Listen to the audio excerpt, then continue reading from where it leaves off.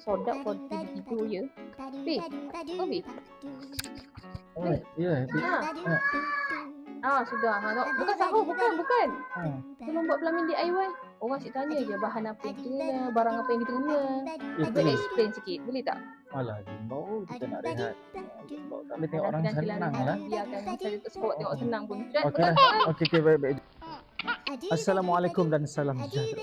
Di video kali ini, saya akan terangkan secara terperinci apakah yang anda akan dapat jika anda tempah pelamin DIY bersama kami. Do it yourself.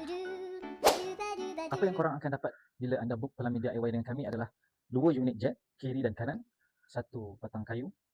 Kita juga memberikan anda 4 helai tirai kain belakang, 1 unit lampu, 1 kerusi 3 kaki. Ini untuk memudahkan untuk masuk kenderaan, kita bagi 3 kaki serta hiasan bunga kiri dan kanan ikut kepada anda punya pilihan pelamin DIY. Ada yang sebelah sini sahaja, ada yang kiri kanan, serta 1 unit kapet, 1 helai kapet. Itu yang anda akan dapat jika anda book pelamin DIY dengan kami.